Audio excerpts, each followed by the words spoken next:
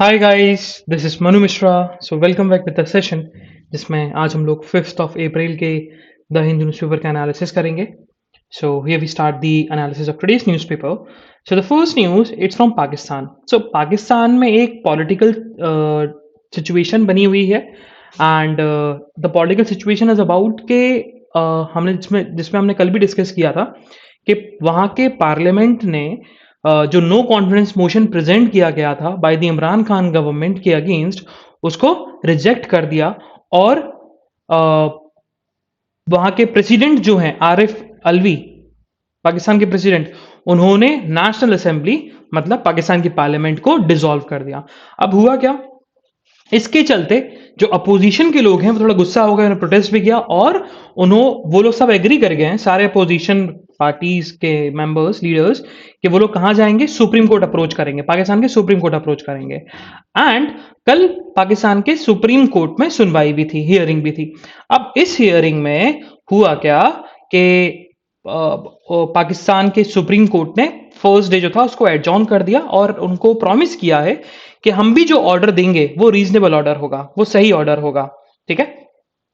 And एक चीज और हुई है, देखा जाए तो अगर पाकिस्तान का सुप्रीम कोर्ट अपोजिशन पार्टीज के फेवर में जजमेंट देता है, मतलब ये बोलता है कि भाई के पार्लियामेंट ने, नेशनल असेंबली में डिप्टी स्पीकर ने जो नो कॉन्फिडेंस मोशन को रिजेक्ट किया, तो फिर होगा क्या, वो गलत था। तो होगा क्या, नो कॉन्फिडेंस मोशन फिर से प्रेजेंट किया जाएगा प्राइम मिनिस्टर इमरान खान की गवर्नमेंट के अगेंस्ट। ठीक है। और अगर इमरान खान के फेवर में जजमेंट दिया सुप्रीम कोर्ट ने, इमरान खान के फेवर के जजमेंट का मतलब उन्होंने अपहेल्ड किया डेप्यूटी स्पीकर का डिसीजन और प्रेसिडेंट का decision to dissolve the national assembly, तो फिर इलेक्शन जो है वो 90 डेज के अंदर कराए जाएंगे। ओके, ये दो चीजें होंगी। अगर फेवर में आया, अपोजिशन पार्टीज के फेवर में आया, तो इलेक्शन हो, तो फिर नो कॉन्फिडेंस मोशन प्रेजेंट किया जाएगा। और अगर अगेंस्ट में आया अपोजिशन पार्टीज के, तो 90 डेज के अंदर इलेक्शन किए जाएंगे। वो वहां, और जो पाकिस्तान के प्रेसिडेंट है आरिफ अलवी, उन्होंने इमरान खान को बोला है कि आप जब तक इलेक्शन नहीं हो जाते, आप केयर टेकर प्राइम मिनिस्टर बने रहिए। Moving further, so it's about opposition reject Godhaya offer. So what happened? जो श्रीलंका के प्रेसिडेंट हैं गोदबया राजपक्षा ने सारे पार्टीज को, पार्लियामेंट में हुआ क्या, श्रीलंका के पार्लियामेंट में उन्होंने सारे पार्टीज के जितने भी लीडर्स हैं उन सबको बुलाया, इनवाइट किया कि भैया हम लोग साथ में मिलकर जो कंट्री में क्राइसिस हो रहे हैं उसको एड्रेस करेंगे। बट अपोजिशन पार्टीज ने रिजेक्ट कर दिया, उन्होंने मना कर दिया कि भाई हम कैबिनेट ज्वाइन नहीं करने वाले, हम नहीं चाहते कि गवर्नमेंट हमारे अगेंस्ट कुछ बोले, मतलब आम जनता हमारे अगेंस्ट कुछ बोले, है ना। उनका ये कहना, सिंपल सा ये कहना था कि देखो, क्राइसिस के समय आपकी गवर्नमेंट थी, क्राइसिस के समय आपने हेल्प नहीं मांगी, जब क्राइसिस एक्सकेलेट हो रहा था तब आपने मांगी नहीं, लेकिन अब सिचुएशन इतनी वर्सन हो चुकी है कि अब आपकी गवर्नमेंट बच नहीं सकती, तो अब आप चाहते हो कि कैबिनेट में हम लोग इन्वॉल्व हो, तो उन्होंने मना कर दिया कि नहीं, हम इन्वॉल्व नहीं होंगे। मूविंग फर्दर, सो सुप्रीम कोर्ट ने उत्तर प्रदेश गवर्नमेंट से क्वेश्चन पूछा है। उन्होंने सिंपल सा क्वेश्चन पूछा कि यूपी गवर्नमेंट ने खुद बोला था कि जो लखीमपुर खीरी वाला जो इंसिडेंट हुआ, वो इंसिडेंट खराब इंसिडेंट था, उसका ग्रेविटी ऑफ क्राइम हाई था। तब भी जब आशीष मिश्रा ने बेल की प्ली डाली थी, तो यूपी की गवर्नमेंट ने क्यों अपील फाइल नहीं करी उस बेल के अगेंस्ट। उन्होंने सिंपल सी बात पूछी है कि भाई एसआईटी फॉर्म हुई है ना, सुप्रीम कोर्ट ने एसआईटी फॉर्म करी, एसआईटी में पता लगा कि भाई ग्रेविटी ऑफ क्राइम बहुत बड़ा है, उसके बाद भी आपने बेल के अगेंस्ट अपील फाइल क्यों नहीं करी। ये चीज सुप्रीम कोर्ट ने यूपी गवर्नमेंट से पूछा है। मूविंग फर्दर, सो अभी inter governmental panel on climate commission की रिपोर्ट आई है एंड वो रिपोर्ट अपन डिस्कस करेंगे नेशनल न्यूज में। बट उससे पहले एक और न्यूज है कि एनर्जी सेक्टर जो है, सॉरी, आईपीसीसी ने रिकमेंड किया है कि भैया अगर हमें ग्लोबल वार्मिंग को लिमिट करना है तो हमें एनर्जी सेक्टर में मेजर ट्रांजिशंस लाने की जरूरत पड़ेगी। जैसे कि हमें फॉसिल फ्यूल रिड्यूस करना पड़ेगा, इलेक्ट्रिफिकेशन को वाइड स्प्रेड करना पड़ेगा, एनर्जी एफिशिएंसी इंप्रूव करनी पड़ेगी और अल्टरनेटिव फ्यूल्स यूज करने पड़ेंगे लाइक ग्रीन हाइड्रोजन, जिससे ग्रीन हाउस एमिशन कम हो, एनवायरमेंट पे इम्पैक्ट कम पड़े। ओके, मूविंग फर्दर, हमें सिटी न्यूज नहीं पढ़नी है, so will move to the state page. Yes, so कल आंध्र प्रदेश में जगन मोहन रेड्डी ने 13 न्यू डिस्ट्रिक्ट्स को इनॉग्रेट किया।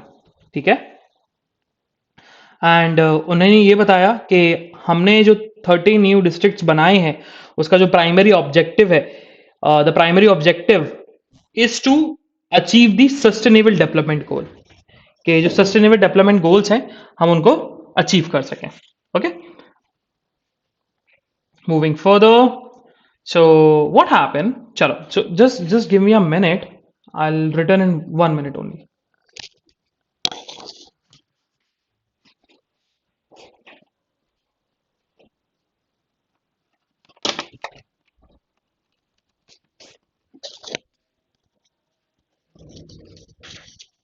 ओके, सो व्हाट हैपन,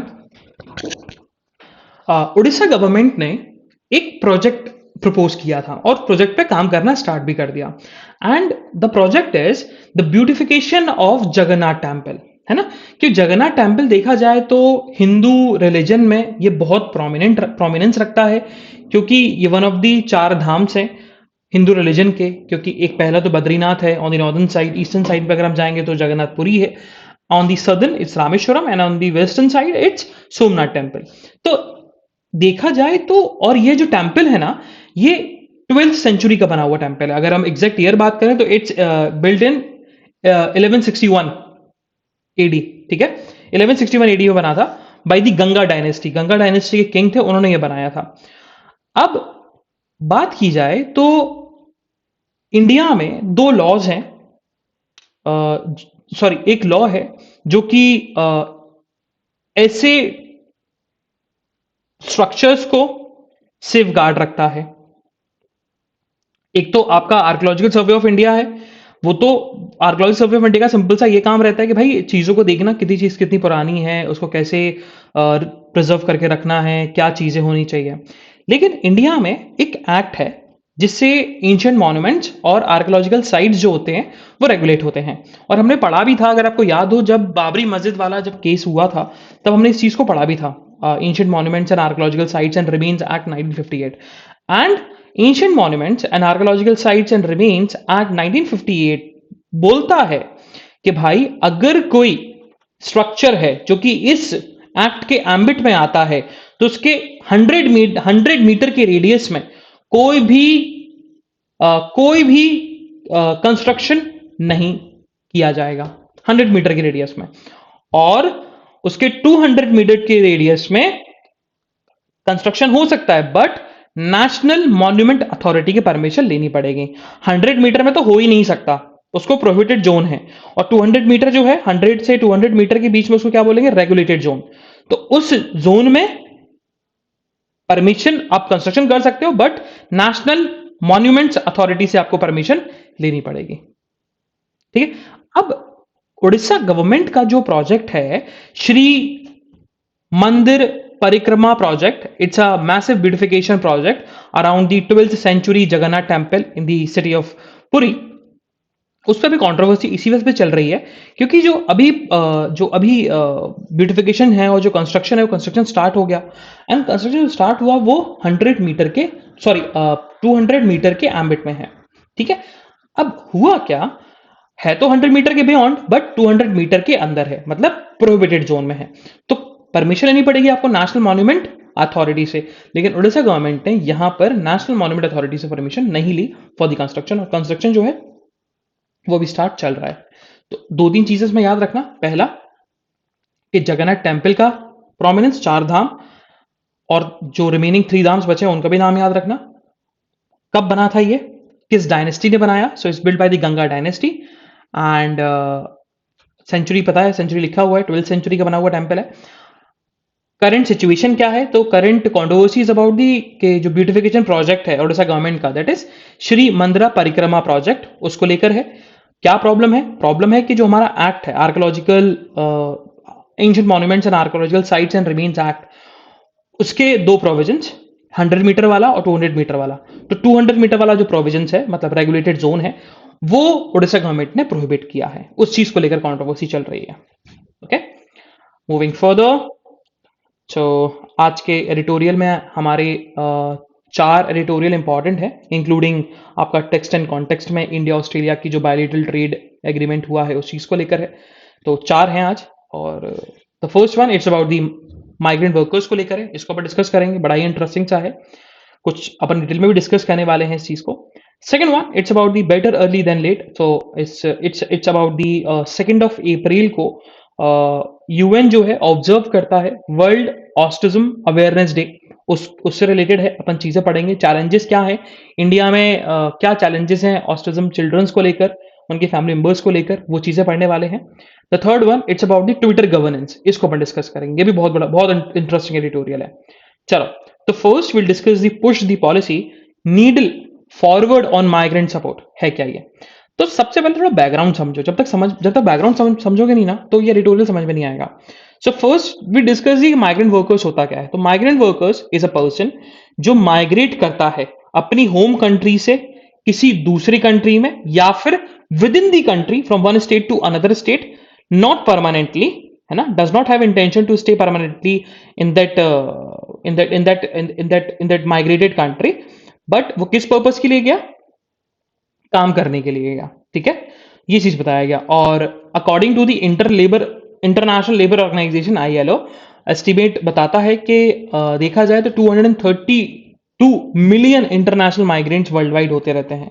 तो अब देखो, माइग्रेंट 2 तरीके के भी होते हैं। एक होता है फॉरेन माइग्रेंट, मतलब इंडिया से आप दूसरे कंट्री में जाओ। एक होता है इंट्रा कंट्री माइग्रेंट, मतलब आप with in the country migrate करो, स्टेट्स में कंट्री माइग्रेट करो। ठीक है, एंड अकॉर्डिंग टू दी, अगर हम 2011 का सेंसस भी देखें तो इंडिया में 2011 में अराउंड 45.6 करोड़ माइग्रेंट्स वर्कर्स थे। एंड वहीं कंपेयर किया जाए 2001 से तो इट्स 31.5 करोड़। तो इससे ये पता लगता है, डेटा से पता लगता है कि भाई माइग्रेंट्स वर्कर्स का जो परसेंटेज है वो भी इंक्रीज हो रहा है ना, मतलब माइग्रेशन ज्यादा हो रहा है। माइग्रेशन 2 तरीके के होते हैं, एक होता है लॉन्ग टर्म माइग्रेशन, एक होता है short term migration. So the long term migration is something about के relocation of a individual household. मान के चलो मेरी जॉब लग गई, मुंबई में जॉब लग गई, so I will relocate my household in Mumbai. सो मैं क्या कहलाऊंगा? लॉन्ग टर्म माइग्रेशन हो जाएगा मेरा, क्योंकि मैं जॉब के लिए गया। अब जॉब 60 ईयर्स तक चलेगी मेरी। ठीक है, अब है short term migration. Short term migration कैसे होते हैं कि मतलब आप कुछ समय के लिए जाते हो, जैसे कि आप कुछ समय के लिए गए, मान के चलते हैं कोई माइग्रेंट वर्कर है, अब वो माइग्रेंट वर्कर्स काम करने के लिए गया इन दी नॉन एग्रीकल्चर सीजन, तो वो होता है शॉर्ट टर्म माइग्रेशन। अब बहुत सारे सोर्स स्टेट्स हैं जहां से माइग्रेशन बहुत ज्यादा आता है, जैसे कि भाई यूपी, बिहार, राजस्थान, मध्य प्रदेश, आंध्र प्रदेश, छत्तीसगढ़। रीजन क्या है? आपका रूरल पॉपुलेशन ज्यादा है, अपॉर्चुनिटी ज्यादा नहीं है वहां पर लोगों को, इनकम अपॉर्चुनिटी ज्यादा नहीं है, इकोनॉमिक वाइबिलिटी ज्यादा नहीं है as comparison to the other state. और डेस्टिनेशन स्टेट्स कौन से हैं? डेस्टिनेशन स्टेट्स जहां पर माइग्रेंट वर्कर्स जाते हैं, जैसे कि दिल्ली, महाराष्ट्र, गुजरात, हरियाणा, पंजाब, कर्नाटका। ओके, और सबसे ज्यादा देखा जाए, मतलब ये चौंकाने वाला डेटा है, बट जब आपको उसका रीजन पता लगेगा ना, so will get to know कि हाँ ये चीज सही है। सो फीमेल माइग्रेशन कंट्रीब्यूट करता है 70%, मतलब फीमेल ज्यादा माइग्रेट करती हैं as comparison to the male. उसका रीजन ये है बिकॉज ऑफ द मैरिज, है ना, क्योंकि मैरिज के चलते बहुत सारी फीमेल जो हैं वो अपने हाउस होल्ड से दूसरे हाउस होल्ड में माइग्रेट कर जाती हैं। सो हम लोग long term migration female migration से भी समझ सकते हैं, मैरिज के थ्रू माइग्रेशन जो होता है। ओके, नाउ अब यहां पर थोड़ा अपन चीजें समझते हैं कि माइग्रेशन होता क्या है, माइग्रेशन होता क्यों है। तो हमेशा समझना, एक होता है push factor, pull factor. Push and pull factor से आप समझ जाओगे। तो पुश फैक्टर का मतलब कि इस पुश की वजह से माइग्रेंट वर्कर्स चले जाते हैं। पुल फैक्टर मतलब कि डेस्टिनेशन जो स्टेट्स हैं, जैसे दिल्ली हो गया, महाराष्ट्र हो गया, ये पुल करते हैं वर्कर्स को। ठीक है, तो अब अगर हम पुश फैक्टर्स की बात करें तो ये कमेंस कहां पर होता है? सोर्स स्टेट्स में। यूपी जैसे हो गया, तो यूपी में ऐसे क्या कंडीशन है? अगर यूपी में देखा जाए तो इनएडिक्वेट एजुकेशन इंस्टीट्यूशंस हैं, सोशल सिक्योरिटी है और इनएडिक्वेट मेडिकेयर है। तो ये पुश फैक्टर है, जिसके चलते क्या होता है, आपके वर्कर्स जो हैं, आपके जो रेसिडेंट्स हैं स्टेट्स के, वो कहां जाते हैं? डिफरेंट स्टेट्स में जाते हैं। अब वहीं पुल फैक्टर क्या होगा, इसका उल्टा, मतलब वेलफेयर स्टेट है, बेनिफिट ज्यादा हैं, सोशल सिक्योरिटी स्कीम्स अच्छी हैं, एजुकेशन इंस्टीट्यूशंस अच्छे हैं। अब इकोनॉमिक फैक्टर की बात करें तो इकोनॉमिक फैक्टर में अनएम्प्लॉयमेंट सबसे ज्यादा है, लो वेजेस है, पॉवर्टी है, लो कंजम्पशन है, लिविंग स्टैंडर्ड बहुत लो है ना। और वहीं अगर हम बात करें पुल फैक्टर की, तो लेबर की डिमांड ज्यादा है, हाई वेजेस मिलते हैं, वेलफेयर स्टेट है, हाई कंजम्पशन है, लिविंग स्टैंडर्ड अच्छा है। ठीक है। पॉलिटिकल फैक्टर की बात करें तो भाई पुश फैक्टर में क्या आएगा, बैड गवर्नेंस हो गया, कि भाई बैड गवर्नेंस है, सिविल वॉर चल रहा है, टेररिज्म है, ह्यूमन राइट वायलेशन है। वहीं अगर पुश फैक्टर की बात करें तो क्या है, डेमोक्रेसी है, रूल ऑफ लॉ है, सिविल राइट्स प्रोटेक्शन है माइनॉरिटीज के। ठीक है। फिर और भी इकोलॉजिकल फैक्टर्स भी होते हैं। इकोलॉजिकल फैक्टर्स में मतलब जैसे कि भाई बैड एनवायरनमेंट है, बैड पोल्यूशन है, वहीं वहां पर बेटर एनवायरनमेंट है, एनवायरमेंटल पॉलिसीज है, प्रोटेक्शन है नेचुरल रिसोर्सेज के, तो ये पुश फैक्टर हो गया, एक पुल फैक्टर हो गया। ये सारी चीजें हैं। अब यहां पर अपन एडिटोरियल में आते हैं। ऑथर ने जो एडिटोरियल स्टार्ट किया, उनका जो मेन कॉन्सेप्ट एडिटोरियल का वो है पॉलिसी बनाना माइग्रेंट वर्कर्स को लेकर। ऑथर ने जो स्टार्ट किया ना, उसमें यह बताया गया कि अगर हम माइग्रेंट वर्कर्स की बात करें तो माइग्रेंट वर्कर्स सबसे ज्यादा सीन में जो आए थे ना, वो आए थे 2 साल पहले। क्यों? क्योंकि आपका बहुत सारी माइग्रेंट वर्कर्स को परेशानी झेलनी पड़ी थी बिकॉज ऑफ द लॉकडाउन। उसी चीज को लेकर गवर्नमेंट ने बहुत सारे स्टेप्स भी लिए, जैसे कि one nation one ration card. और one nation one ration card है क्या? One nation one ration card specified कि भाई कोई भी पर्सन किसी भी स्टेट में हो, कहीं पर भी हो, अगर उसके पास राशन कार्ड है तो वो किसी भी राशन शॉप से राशन ले सकता है। जरूरी नहीं है कि वो अपने स्टेट के स्पेसिफिक राशन की शॉप से ही राशन मिले उसको, है ना। अब वो कहीं भी हो, किसी भी स्टेट में हो, राशन ले सकता है। That is one nation one ration card. फिर था affordable rental housing complexes scheme. So ये माइग्रेंट वर्कर्स के लिए जो हाउसिंग है, उन हाउसिंग रेंट है, उसको अफोर्डेबल करवाना। ठीक है, ये स्कीम थी। तीसरा था ई श्रम पोर्टल बनाना। कि सबसे बड़ी प्रॉब्लम ये थी इन दी लॉकडाउन, जब माइग्रेंट वर्कर्स का इशू हुआ था, कि हमें माइग्रेंट वर्कर्स की पॉपुलेशन नहीं थी, हमारे पास डेटा इनसफिशिएंट था।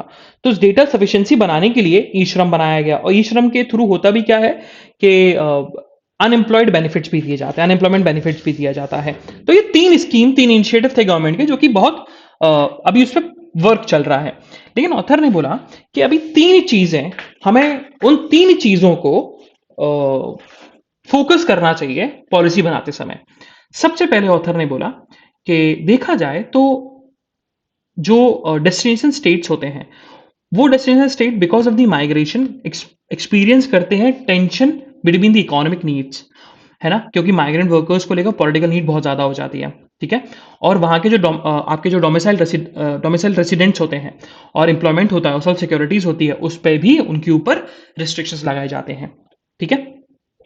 फिर वहीं सेंडिंग स्टेट जो है, सेंडिंग स्टेट देखा जाए तो वो हाईली मोटिवेटेड होते हैं to serve their own people because of their vote in the source villages. इस चीज को लेकर तो ये पहली हमें प्रायोरिटी देखनी पड़ेगी कि भाई डिस्क्रिमिनेशन ना हो माइग्रेंट वर्कर्स के साथ, अगर वो डेस्टिनेशन स्टेट्स में जा रहे हैं तो वो देखना है। दूसरा जो है, दूसरा क्या है प्रॉब्लम, दूसरा हमें क्या पॉइंट देखना पड़ेगा? दूसरा पॉइंट जो है वो है माइग्रेंट्स आर पेरेनली फर्जी कैटेगरी इन पॉलिसी डिस्कोर्स। ठीक है। क्योंकि अगर हम बात करें तो माइग्रेंट जो है ना, वो दो सेक्टर्स में डिवाइडेड है माइग्रेंट वर्कर्स। एक होता है अनऑर्गेनाइज वर्कर, एक होता है अर्बन पुअर। ठीक है। तो अनऑर्गेनाइज वर्कर्स के लिए हमने ई श्रम पोर्टल बना लिया, लेकिन what about the urban poors? Urban poors को लेकर हम लोग कुछ काम नहीं कर रहे। ठीक है। जैसे कि आपके वो अर्बन पुअर जो होते हैं ना, वो स्लम डेवलपमेंट में बहुत बड़ा कंट्रीब्यूशन करते हैं, जो कि कंट्री के कंट्री के इकोनॉमी के लिए अच्छा नहीं होता, कंट्री के इंफ्रास्ट्रक्चर के लिए अच्छा नहीं होता। ओके, ये चीज। फिर थर्ड जो है वो है कि माइग्रेशन पॉलिसी बनाने के लिए आपके पास एडिक्वेट डेटा होना चाहिए, और गवर्नमेंट के पास एडिक्वेट डेटा है ही नहीं, इनसफिशिएंट डेटा है। जरूर अभी ई श्रम पोर्टल बना है, लेकिन ई श्रम पोर्टल इतना सक्सेसफुल नहीं हो पाया जितना होना चाहिए था। तो उस चीज के लिए ऑथर ने खुद बोला है कि स्टेट वाइज पोर्टल्स बनने चाहिए, और स्पेसिफिकली डेस्टिनेशन स्टेट्स को और सोर्स स्टेट्स को पोर्टल बनाने चाहिए। उनको पता लगाना चाहिए कि अगर आप माइग्रेट कर रहे हो तो किस स्टेट में कर रहे हो, सोर्स स्टेट्स के लिए, डेस्टिनेशन स्टेट्स के लिए, कि आप माइग्रेट किस पर्पस के लिए और किस स्टेट से किए, दो चीजें। फिर उससे होगा क्या, सारे स्टेट्स के फिर डेटा को एक्यूमुलेट कर दिया जाएगा, और डेटा हमारे पास सफिशिएंट डेटा आ जाएगा कि हम पॉलिसी बना सकते हैं आपके आपके उसके लिए क्या बोलते हैं, माइग्रेंट वर्कर्स के लिए। Okay. Then centre has a lead role. उस चीज को लेकर ऑथर ने यही बोला है कि इसमें स्टेट गवर्नमेंट का कम रोल होगा। स्टेट गवर्नमेंट का रोल सिर्फ डेटा को लेकर है, लेकिन सेंट्रल गवर्नमेंट का बहुत बड़ा रोल होने वाला है। यहाँ पर सबसे बड़ा जो एक्टिव रोल है वो सेंट्रल गवर्नमेंट को निभाना पड़ेगा। एंड क्योंकि for the strategic policy guidance and platform, उनको मेजर पॉलिसी फ्रेम वही करनी पड़ेगी। एंड नीति आयोग ने अभी पॉलिसी भी ड्राफ्ट करी है, draft policy on migrant workers. And उसका ऑथर का ये कहना है कि हाँ, ये जो ड्राफ्ट पॉलिसी बनी है, it's a positive step towards articulating policy priorities and indicating suitable institutional framework and deserve the speedy release. Okay, moving further, so it's about the better early than late. अब यहां पर author ने ऑस्टिम्स के बारे में बताया गया। देखो, 2 April we observe what world autism awareness day, और एम जो है इस डे का, ये बनाने का, ऑब्जर्व करने का, it's to raise awareness about the autism and to educate people about it. ठीक है, एंड एक चीज और समझ लेना, थीम जो थी ना इस साल की, द थीम ऑफ 2022 लिख लेना, inclusive equality education for all. ठीक है, so the theme of the world autism awareness day is inclusive equality education for all. अब थोड़ा सा यहाँ पर ऑथर के, अच्छा पहली बात समझ लेते ऑस्टिज्म होता क्या है। तो ऑस्टिज्म अगर हम बात करें तो या अगर आपने मूवी देखी होगी, बर्फी मूवी देखी होगी, तो बर्फी मूवी में जो प्रियंका चोपड़ा का रोल है, तो प्रियंका चोपड़ा जो सफर करती है, ऑस्टिज्म सफर करती है। आपका even my name is Khan में शाहरुख खान को जो होता है ना, वो ऑस्टिज्म होता है। सो ऑस्टिज्म देखा जाए तो यहाँ पर समझाया गया, autism can be identify at the early age, है ना, 0 से 3 इयर्स के एज ग्रुप में हम लोग ऑस्टिज्म को आइडेंटिफाई कर सकते हैं। और अगर 0 से 3 इयर्स के बीच में ऑस्टिज्म आइडेंटिफाई हो गया तो उसको बोलते हैं अर्लियर इंटरवेंशन। ठीक है, और ऑस्टिज्म का जो पूरा जो उस डिसऑर्डर को पूरा हम बोलते हैं जो है, वो है ऑस्टिज्म स्पेक्ट्रम डिसऑर्डर। और ऑस्टिज्म जिसको होता है ना, उसमें होता है क्या, उसका ब्रेन डेवलपमेंट पे बहुत बड़ा इंपैक्ट पड़ता है। पर्सन जो है जिसको ऑस्टिज्म होता है, वो सोशलाइज नहीं कर पाता लोगों से, उसको कम्युनिकेशन में बहुत ज्यादा प्रॉब्लम होता है, सोशल इंटरेक्शन नहीं कर सकता। ठीक है, और उसके बिहेवियर में रिपीटेटिव और लिमिटेड चेंज होते रहते हैं, पैटर्न आते रहते हैं। ठीक है, ये चीज बताई गई। तो अब यहां पर ऑथर का जो मेजर पॉइंट है इस एडिटोरियल लिखने का, वो है कि इंडिया में ऑस्टिज्म को लेकर अवेयरनेस नहीं है। और अगर हम 3 बिग चैलेंजेस को, अगर हम इन 3 बिग चैलेंजेस को अगर हम इरेडिकेट कर दें, या बिग चैलेंजेस को अगर हम फेस कर लें, तो ऑस्टिज्म अवेयरनेस डे जो हम लोग मनाते हैं, उसका पर्पस फुलफिल हो जाएगा। और 3 बिग चैलेंजेस क्या है, वो है क्या, कि भाई पेरेंटल इग्नोरेंस, मतलब पेरेंट इग्नोर कर देते हैं ऐसी सारी चीजों को, उनको बोलते हैं कि नहीं ऐसी चीज कुछ होती नहीं है, तो पेरेंटल इग्नोरेंस। दूसरा, कि वो लोग they are unwilling to accept the fact कि हमारे बच्चे को ऑस्टिज्म भी हो सकता है। तीसरा, सोशल स्टिग्मा, उनको लगता है कि भाई लोगों को लगता है, सोशल सोसाइटी को लगता है कि भाई ये ऑस्टिज्म जो है ना, ये बच्चा पागल हो गया या बहुत सारी चीजें, बट ऐसा नहीं है। ठीक है, इट्स अ डिसऑर्डर। उस चीज को लेकर फिर ऑथर ने यही लिखा है कि एक इंटीग्रेटेड अप्रोच चाहिए। इंटीग्रेटेड अप्रोच के लिए एक प्लान ऑफ एक्शन होना चाहिए। प्लान ऑफ एक्शन क्या है, कि चाइल्ड को थेरेपी और स्पेशल एजुकेशन मिलती रहे हर दिन, कम से कम 1 से 2 घंटा। पेरेंट्स को एजुकेट करना पड़ेगा, उनका होम प्लान बनाना पड़ेगा और बताना पड़ेगा कि आपको बच्चे के साथ कैसे डील करना है और कैसा बिहेवियर रखना है। अगर हो सके तो एक्सटेंडेड फैमिली मेंबर्स को भी काउंसिल करने की जरूरत होनी चाहिए। Moving further, so it's about the Twitter governance. अब ट्विटर गवर्नेंस जो है ना, अच्छा ट्विटर गवर्नेंस की हम बात करें, Twitter governance is something about कि अगर आपको याद है, अभी मिनिस्ट्री ऑफ रेलवे बहुत चलता था कि आप अगर आपका एसी नहीं चल रहा, आपके आपके आपके कैबिन में एसी नहीं चल रहा, अगर आप ट्रेन में बैठे हो, तो आप ट्वीट कर दो, टैग कर दो रेलवे मिनिस्ट्री को, और उस चीज का सोल्यूशन आपको कुछ आधा घंटा या 1 घंटे बाद मिल जाता था। आपकी जो प्रॉब्लम थी उसको फेज आउट कर दिया जाता था। अब अगर देखा जाए तो यहां तेलंगाना के बारे में बताया गया, और ट्विटर गवर्नेंस यही है कि मतलब ट्विटर पे अगर आप ट्विटर पर अगर अपनी प्रॉब्लम्स बताओ, उन प्रॉब्लम्स को फेज आउट कर दिया जाएगा बाय दी एडमिनिस्ट्रेशन।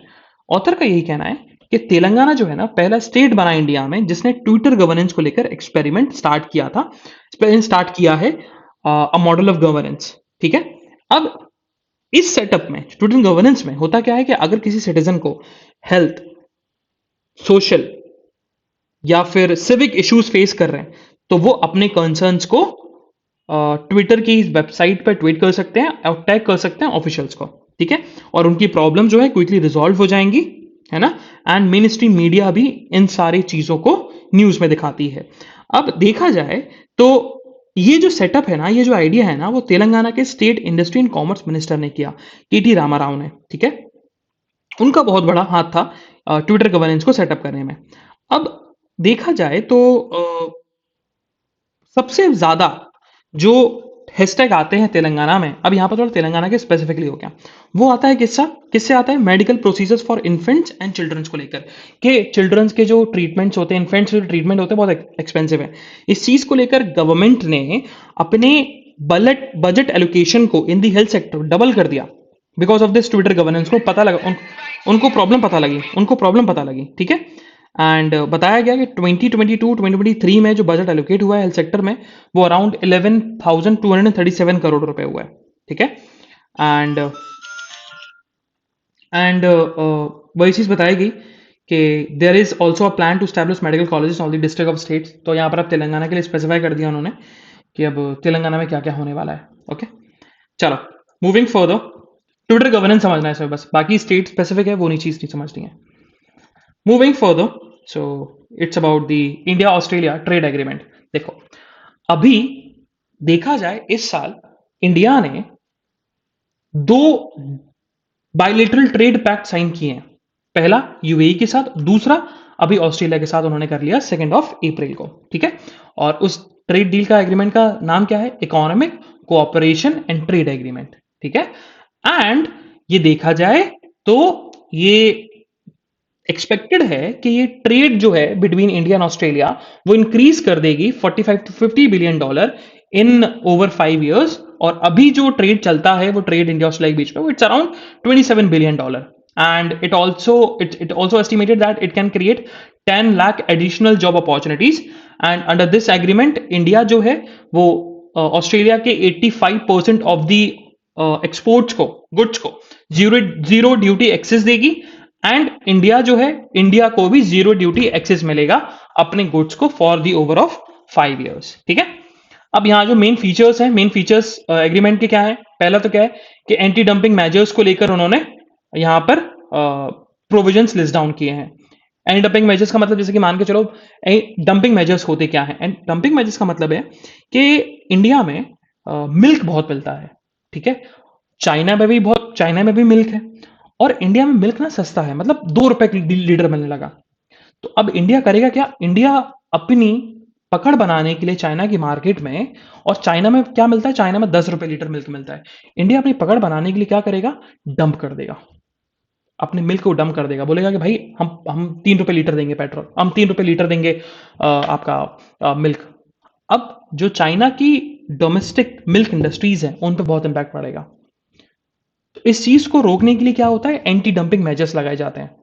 मतलब आप 3 रुपए में बेचो कोई दिक्कत नहीं, लेकिन हम क्या लगाएंगे, ड्यूटी लगा देंगे आपके ऊपर, और ड्यूटी ऐसी लगाएंगे कि डोमेस्टिक और फॉरेन मिल्क के बीच में कंपटीशन बना रहे हैं।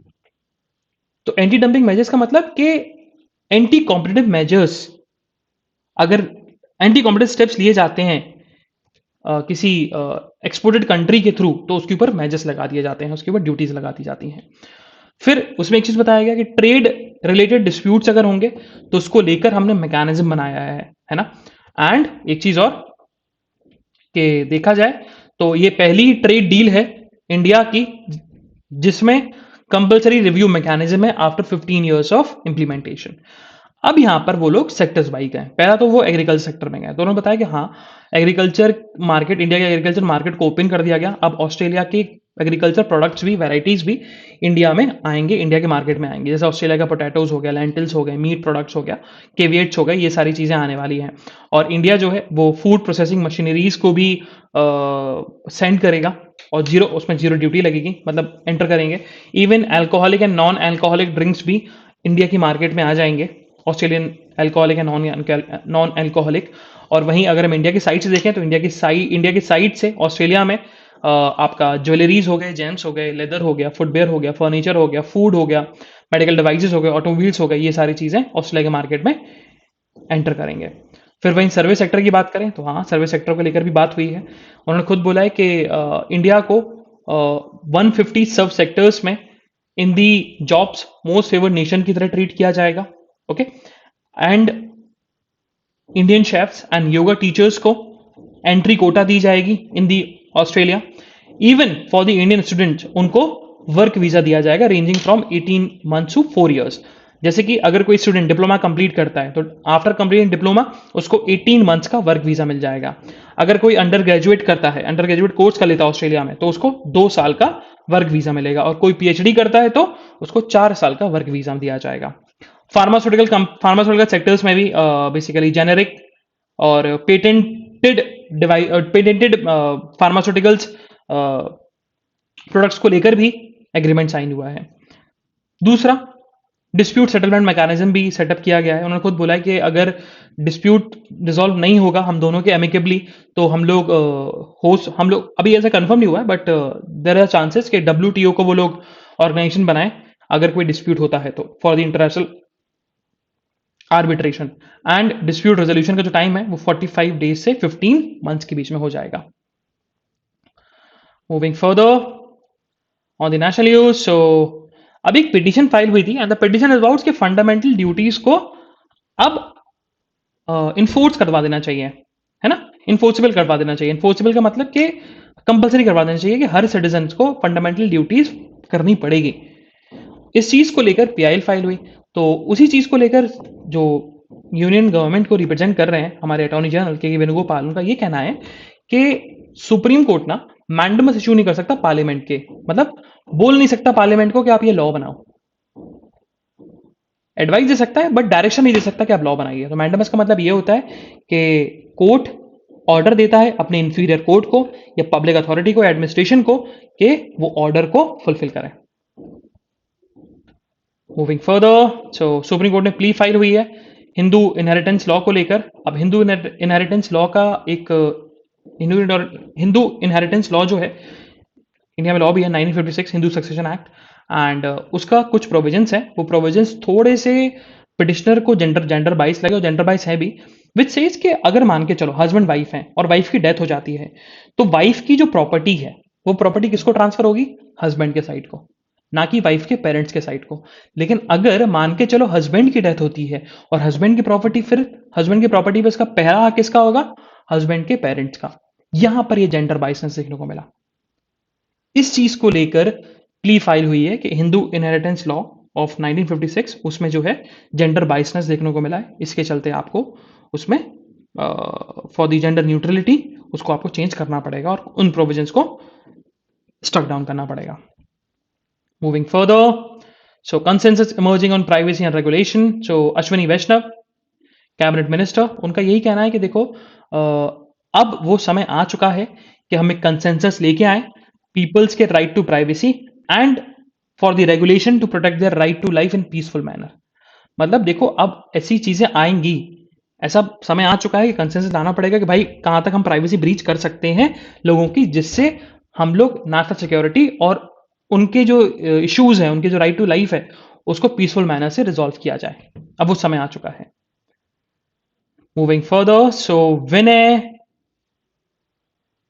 कतरा will be the new foreign secretary। तो विनय कतरा will be the new foreign secretary and 30th अप्रैल से वो आपके फॉरेन सेक्रेटरी हो जाएंगे। एंड एग्जिस्टिंग फॉरेन सेक्रेटरी जो है हरभजन शुक्ला वो आउटगोइंग आपके फॉरेन सेक्रेटरी होने वाले हैं। अब विनय कतरा की हम बात करें तो अभी वो रिसेंटली सर्व करें as ambassador to Nepal. Okay, moving further on the national news, so fresh कोविड-19 केसेस जो हैं वो अब 1000 से भी कम केस निकल हैं डेली।